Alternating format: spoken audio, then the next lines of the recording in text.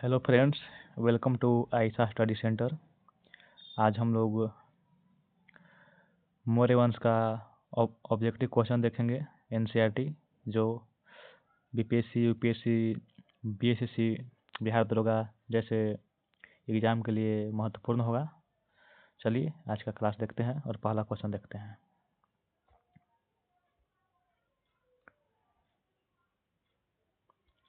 पहला क्वेश्चन है,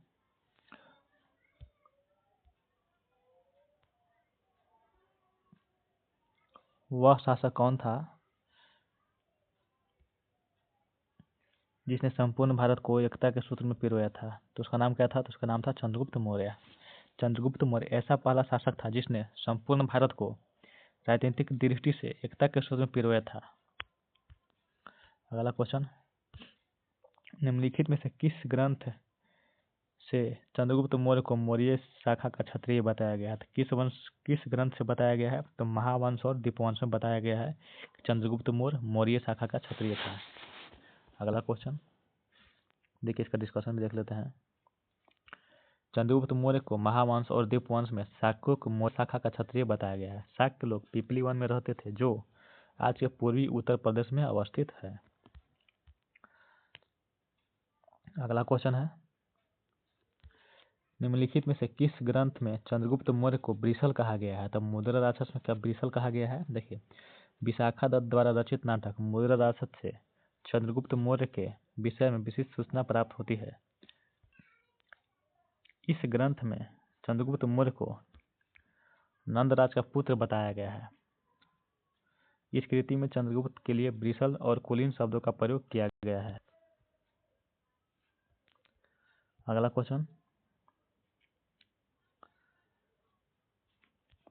निम्नलिखित में से किस यूनानी लेखक ने समुद्रगुप्त को सैंडोकोटस कहा है?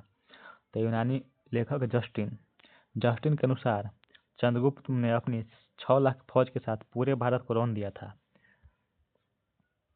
इसी लेखक ने चंद्रगुप्त को सैंडोकोटस कहा है। प्लूटार्क और एरियन के द्वारा चंद्रगुप्त मौर्य को एंडोकोटस के रूप में वर्णित किया गया है। अगला क्वेश्चन है, अलेक्जेंडर द्वारा सिंध एवं अफगानिस्तान का नियुक्त प्रशासक सेल्यूकस को किस भारतीय राजा ने हराया था? तो चंद्रगुप्त मौर्य ने हराया था।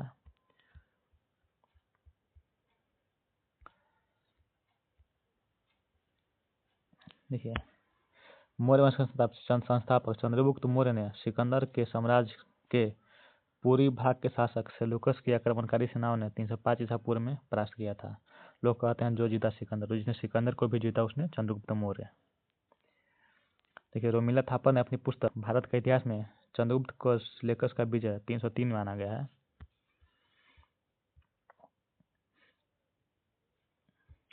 निम्नलिखित कथनों पर विचार करें। कथन 1 और कथन 2 उपयुक्त के संबंध में कौन सा कथन सत्य है? देखिए, कथन 1, सेल्यूकस ने चंद्रगुप्त को कंधार, काबुल, हेरात और बलूचिस्तान प्रदेश दिए। तो सही है, सेल्यूकस ने दिया था। कथन दूसरा, चंद्रगुप्त ने सेल्यूकस को भेंट के स्वरूप 500 घोड़े दिए। 500 घोड़े नहीं, 500 हाथी दिए थे। तो सही हो जाएगा। तो इसका आंसर हो जाएगा 1 और 2 हो जाएगा, दोनों सही हो जाएगा। घोड़े की जगह हाथी कर देंगे तो। देखिए, चंद्रगुप्त ने सेल्यूकस पर 305 ईसा पूर्व के आसपास विजय प्राप्त की थी। संधि के दौरान सेल्यूकस ने चंद्रगुप्त मौर्य को कंधार, काबुल, हेरात और बलूचिस्तान प्रदेश दिए तथा चंद्रगुप्त ने सेल्यूकस को भेंट स्वरूप 500 हाथी दिए, न कि घोड़े।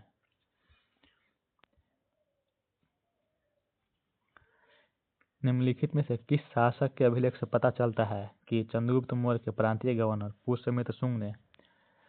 पुष्यगुप्त ने सुदर्शन झील पर एक बांध बनवाया था? तो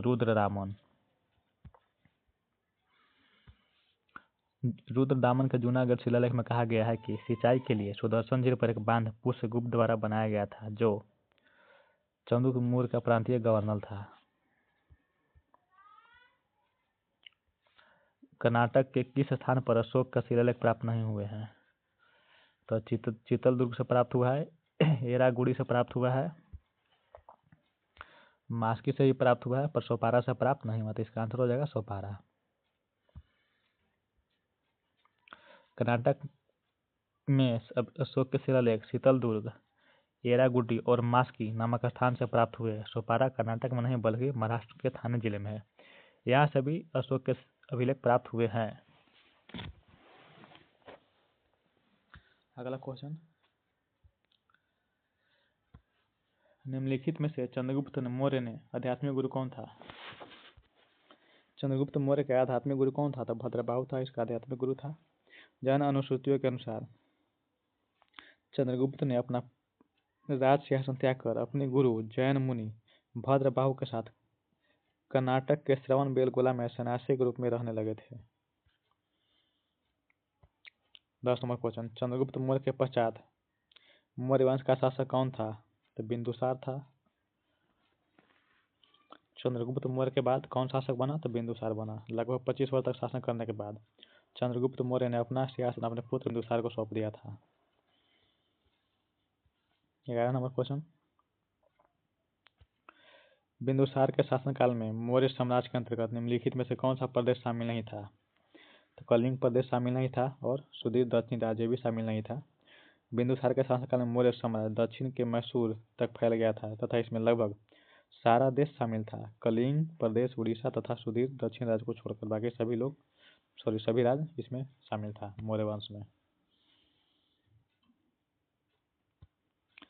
निम्नलिखित में से तक्षशिला का वायसराय कौन नियुक्त किया गया था? सुसीम यानी सुमन, वो बिंदुसार का बड़ा पुत्र।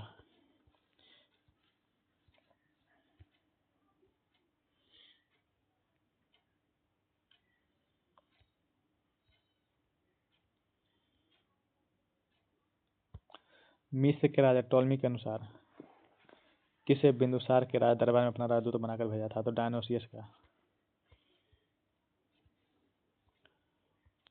किस वर्ष अशोक राजसिंहासन में बैठा? तो 273 ईसा पूर्व। अशोक राजा बनने से पूर्व किन प्रांतों का वायसराय रह चुका था? तो उज्जैन और तक्षशिला दोनों का वायसराय रह चुका था। अशोक ने अवंती के बिंदुसार के शासनकाल में बौद्ध परंपरा के अनुसार अपने प्रारंभिक जीवन निर्दयी गुरु था।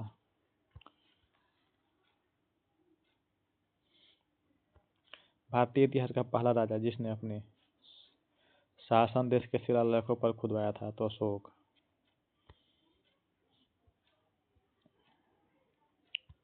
कौन सा वायसराय तक्षशिला के विरोध दबाने में सफल हुआ था? अशोक।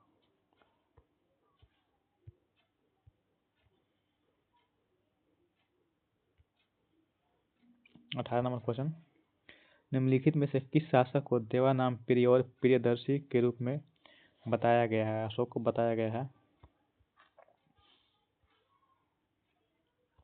अगला क्वेश्चन 19 नंबर, निम्नलिखित में से अशोक के शिलालेखों के किन क्षेत्रों से प्राप्त हुए हैं?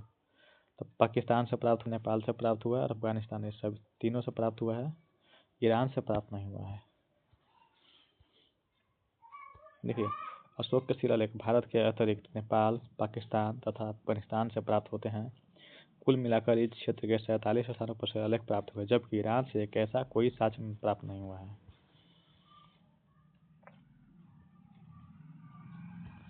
निम्नलिखित में से कलिंग के युद्ध की विभीषिका का अशोक पर क्या प्रभाव पड़ा? पहला, अशोक ने आक्रमण की नीति छोड़ दिया, सही है। कलिंग युद्ध के बाद जीवधारियों की भलाई के लिए कदम उठाए, ये भी सही है। पश्चिम एशिया समेत यूनानी राज्यों तथा अन्य देशों को शांतिदूत भेजे, ये भी सही है। रक्त एवं लौ की नीति का पालन किया, ये नहीं है, ये गलत है। इसका आंसर 1 2 2 3 दोनों हो जाएगा।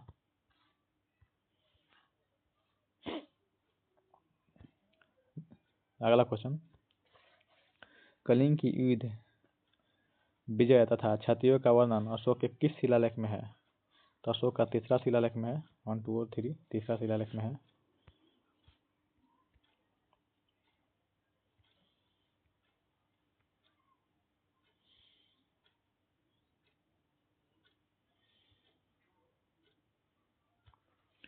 रजुक थे। रजुक कौन थे? तो एक मौर्य शासन अधिकारी होता था रजुक। यह लोगों के भले के लिए काम करता था और जरूरत पड़ने पर बुरे लोगों को दंड भी देता था।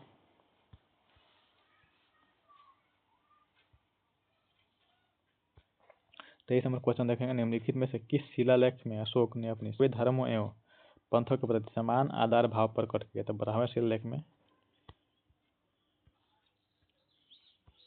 अनुश्रुतियों के अनुसार अशोकों ने बौद्ध के किस सम्मेलन का आयोजन किया? तो तीसरे।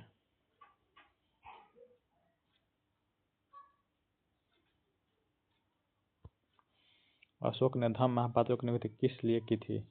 धर्म प्रचार के लिए किया था अशोक धम्म महापात्र की नियुक्ति। अशोक ने नारी सहित समाज के विभिन्न वर्गों के बीच धर्म का प्रचार करने के लिए धम्म महापात्र बहाल किए। अपने साम्राज्य में नया कार्य करने के लिए उसने रजकों की नियुक्ति की थी।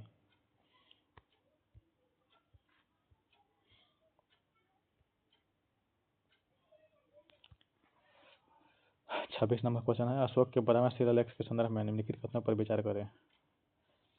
पहला, आदरणीय व्यक्तियों की आज्ञा का पालन करना, ये सही है।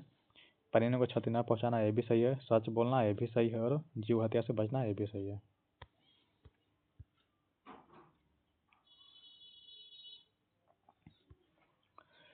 सर्वप्रथम किस राजा ने मनुष्य और जानवरों के लिए चिकित्सालय स्थापित किए थे? तो अशोक ने किया था।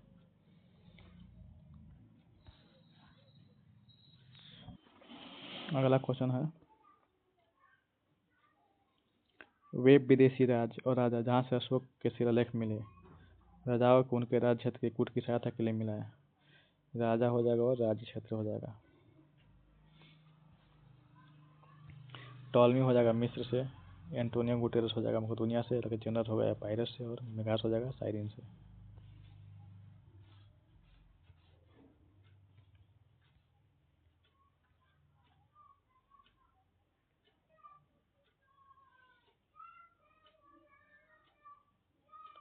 उनतीस नंबर क्वेश्चन है, सारी प्रजा मेरी संतान है, घोषणा किस राजा ने की थी? तो अशोक ने किया था।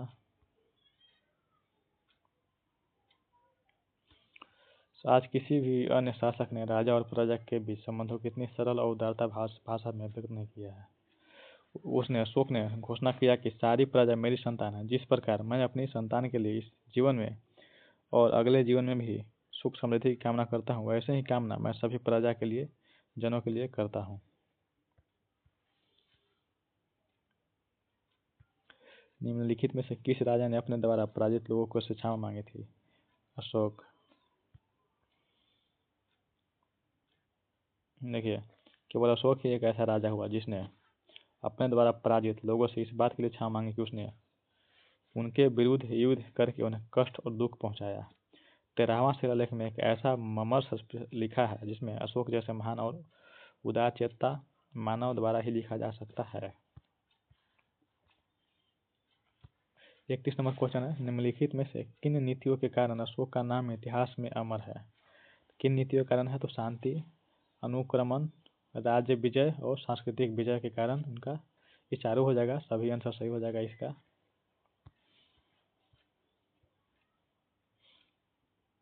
अगला क्वेश्चन है, निम्नलिखित में से किस शिलालेख के अनुसार मछुआरों व बहेलियों ने जीव हिंसा त्याग कर खेतिहर जीवन को अपनाया? तो कंधार अभिलेख के अनुसार अशोक की धम्म नीति का असर बहेलियों और मछुआरों पर पड़ा। उन्होंने जीव हिंसा त्याग कर संभवतः व्यवस्थित होकर खेती जीवन को अपना लिया था।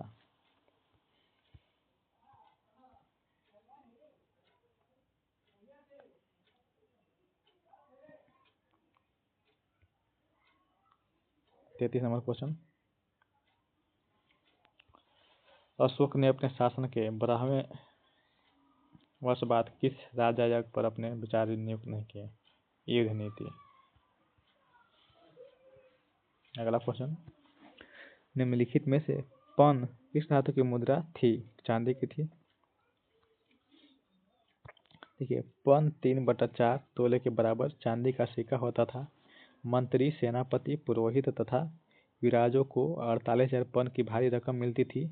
वह इसके विपरीत सबसे नीचे दर्जे के अधिकारियों को 60 पन मिलता था। अगला क्वेश्चन 35 नंबर, प्रादेशिक पद नाम अधिकारी होता था, जिला प्रशासन का प्रधान होता था। प्रादेशिक पद, प्रादेशिक, देखिए प्रादेशिक जिला प्रधान का शासन होता था जो अपने अधीनस्थ सभी क्षेत्रों के प्रशासन का निरीक्षण करने के लिए 5 वर्ष में एक बार संपूर्ण जिले का दौरा करता था। अगला क्वेश्चन 36 नंबर, निम्नलिखित में से नगर प्रशासन की किस समिति का कार्य जन्म और मृत्यु का पंजीकरण करना था? तो तीसरी समिति। मेगास्थनीज ने कहा है पाटलिपुत्र नगर का शासन एक नगर परिषद द्वारा किया जाता था, जिसमें 30 सदस्य, 5 सदस्यों की 6 समितियां, जिसमें से तीसरी समिति का कार्य जन्म और मृत्यु के पंजीकरण से संबंधित था। अगला क्वेश्चन, निम्नलिखित कथनों पर विचार करना है। अशोक ने साम्राज्य के 4 बड़े प्रांतों में बांटा था, ये सही है। दूसरा है प्रांतों का शासन राज्यपाल संभालता था, ये भी सही है। तीसरा है प्रत्येक विभाग का अध्यक्ष प्रांतों में रहता था, प्रांत में नहीं पाटलिपुत्र में रहता था, पाटली में रहता था। और चौथा है राजा को सलाह देने के लिए मंत्री परिषद नहीं होती थी, मंत्री परिषद होती थी, ये भी सही है।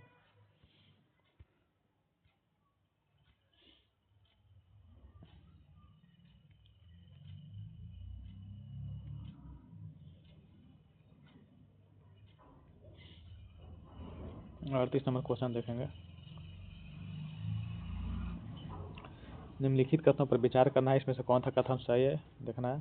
पहला, मौर्य काल में मकानों और धन संपत्तियों के आदि के बारे में सरकारी अभिलेखों में प्रविष्ट की जाती थी, ये भी सही है। दूसरा, इस समय विवाहित स्त्री के पास स्त्री धन के रूप में अपनी निजी संपत्ति और आभूषण होते थे, ये भी सही है। इसका दोनों सही हो जाएगा। देखिए, मौर्य काल के नागरिक जीवन का विकास हो चुका था, रहने के लिए मकान, धन संपत्ति आदि के बारे में सरकारी अभिलेखों में प्रविष्टियाँ की जाती थी और नियम विनिमय सुपरिभाषित थे, कठोरता से उसका पालन किया जाता था। विवाहित स्त्रियाँ अपने स्त्रीधन के रूप में अपनी निजी संपत्ति व आभूषण रखती थी। विधवा होने की स्थिति में वो अपने आभूषण बेच भी सकती थी। अगला क्वेश्चन है, किस स्थान पर अशोक के शिलालेखों का निर्माण किया जाता था? तो चुनार, जो बनारस के पास स्थित है, वहाँ किया जाता था निर्माण। अगला क्वेश्चन देखेंगे, सननिधाता कर निर्धारण का स्वतंत्र अधिकारी होता था। यहाँ सननिधाता नहीं, यहाँ समाहर्ता हो जाएगा और यहाँ पे सननिधाता हो जाएगा दूसरा।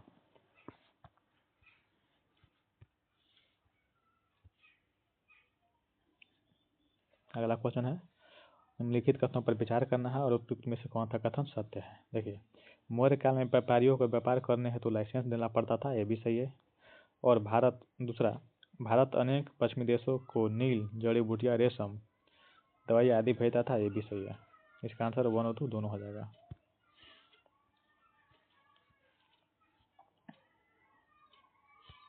एक भरा हुआ राजकोष ही राज्य की सुख समृद्धि का मूसलाधार है, यह कथन किसका है? तो कौटिल्य का है। कौटिल्य का कहना है कि एक भरा हुआ राजकोष ही राज्य की सुख समृद्धि का मूलाधार है और राजा का यह परम कर्तव्य है कि वह सभी कार्यों के लिए अपने कोष से सदा भरा रहे। देखिए, अगला क्वेश्चन देखेंगे, श्रेणियों के संदर्भ कौन सा कथन असत्य है? कौन सा कथन असत्य है? पहला, श्रेणियाँ गिल्ड शक्तिशाली संस्थाएं थी, ये सही है। श्रेणियाँ अपने सदस्यों का विवाह स्वयं निपटाती थी, ये भी सही है। कुछ श्रेणियाँ अपने सिक्के जारी करती थी, ये भी सही है। विवाद नहीं, विवाद हो जाएगा। श्रेणियाँ का मुखिया श्रेष्ठ कहलाता था, ये भी सही है।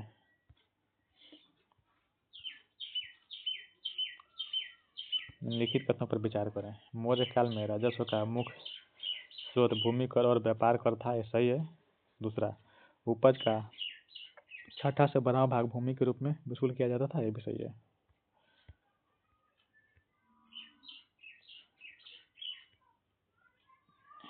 अगला क्वेश्चन देखेंगे, मेगास्थनीज किसका राजदूत था? तो सेल्यूकस निकेटर का राजदूत था, जो पश्चिम एशिया का था।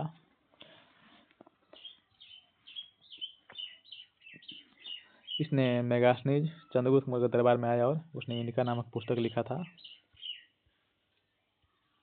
अगला क्वेश्चन, प्राचीन भारत में श्रेणी संबंधित थी शिल्पकारों तथा व्यापारियों के संबंध से। मौर्योत्तर काल में मथुरा एक धार्मिक केंद्र था, जो आज भी है। देखिए, मौर्योत्तर काल में मथुरा का धार्मिक केंद्र था, यहाँ बौद्ध विहार और जैन मंदिर है। यह कृष्ण भक्ति का एक महत्वपूर्ण केंद्र था। मथुरा किसानों की दूसरी राजधानी भी हुआ करती थी। इसको अभिलेख है और राज्य है, कौन सा अभिलेख किस राज्य से मिला है? तो मास्की हो जाएगा कर्नाटक से, धौली हो जाएगा गुजरात से, और गिरनार हो जाएगा उत्तराखंड से, और कालसी हो जाएगा उत्तराखंड से।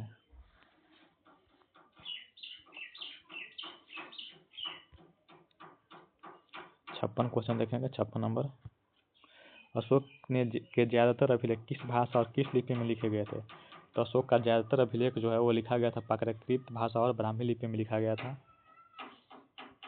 सबसे पहले जेम्स प्रिंसअप ने पढ़ा था शायद 1835 में के साथ, कुछ हमको करेक्ट याद नहीं है, देख लीजिएगा आप लोग।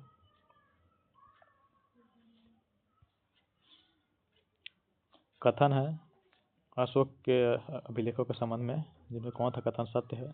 तो पहला कथन देखते हैं, अशोक के समस्त अभिलेखों को प्राकृत भाषा मिले, ये गलत है। अभिलेख के पश्चिम उत्तर कुछ अभिलेख खरोष्ठी लिपि में लिखे गए थे, ये भी गलत है। नहीं, ये सही है, शायद ये सही है, इसका आंसर 2 हो जाएगा।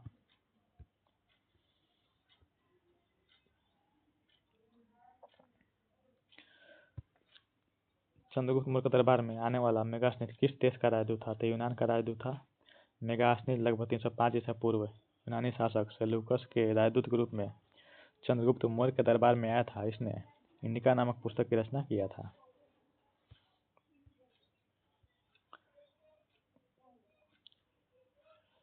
अगला क्वेश्चन है अर्थशास्त्र पुस्तक की रचना करने वाले विद्वान कौटिल्य किस शासक के मंत्री थे? तो चंद्रगुप्त मौर्य के मंत्री थे। इनका बचपन का नाम विष्णुगुप्त था।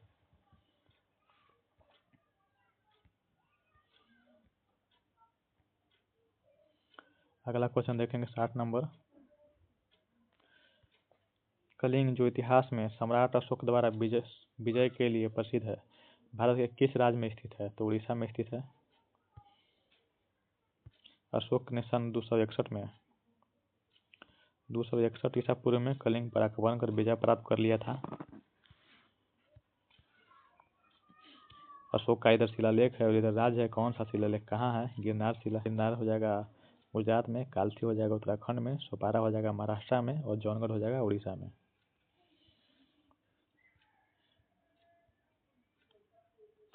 देखिए, मेगास्थनीज ने मौर्यकालीन सैनिक संचालन के लिए जिन उप समितियों का उल्लेख किया है उनके संबंध में निम्नलिखित कथन पर विचार करें। तो कौन सा कथन असत्य है? प्रथम हो जाएगा, प्रथम उप समिति का कार्य नौसेना का संचालन होता था, ये सही है। दूसरी उप समिति यातायात व खान पान का संचालन करती थी, ये भी सही है। तीसरी हो जाएगी उप समिति पैदल सैनिक का संचालन करती थी।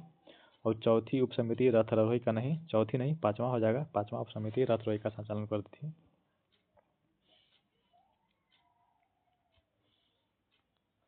देखिए, मेगास्थनीज का 6 उप समितियाँ जो सैनिक गतिविधियों का संचालन करती थी, उसमें से चौथी उप समिति अश्वारोहियों का संचालन करती थी, रथारोही का संचालन 5वीं उप समिति, तो छठी हाथियों का संचालन करती थी।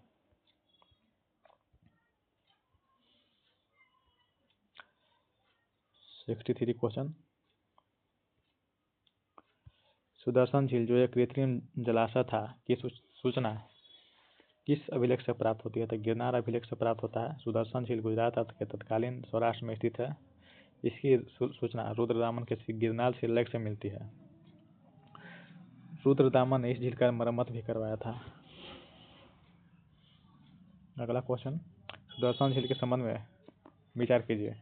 सुदर्शन झील का निर्माण मौर्य काल में करवाया गया, सही है। रुद्रदामन में इसकी मरम्मत करवाई थी, ये भी सही है। गुप्त शासकों ने भी इस झील की मरम्मत करवाई थी, ये भी सही है।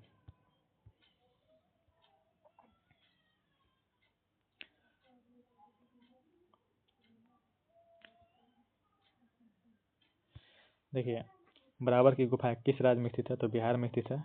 बराबर की गुफाओं का निर्माण मौर्य सम्राट अशोक ने करवाया था। यहाँ निर्मित गुफा कर्ण चौपड़, विश्व झोपड़ी और सुदामा गुफा के नाम से प्रसिद्ध है। मौर्य साम्राज्य की स्थापना कब हुई? तो 321 ईसा पूर्व में हुआ था, 321 ईसा पूर्व में।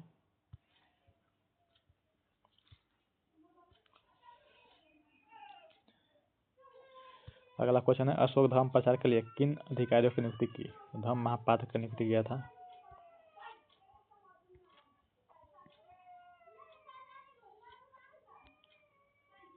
अगला क्वेश्चन, मेगास्थनीज ने सैनिक गतिविधियों के संचालन के लिए कितनी समिति और उप समिति का उल्लेख किया? तो 1 समिति और 6 उप समितियाँ जो हम लोग प्रीवियस क्वेश्चन में डिस्कस किए हैं। धौल ये स्थल कहाँ स्थित है? तो उड़ीसा में स्थित है। बराबर गुफा किस संप्रदाय के लिए संरक्षित की गई है? तो आजीविका संप्रदाय के लिए। सांची का स्तूप अशोक के शासनकाल में किसने बनवाया था? किससे बनाया गया था? तो ईंट से बनाया गया था।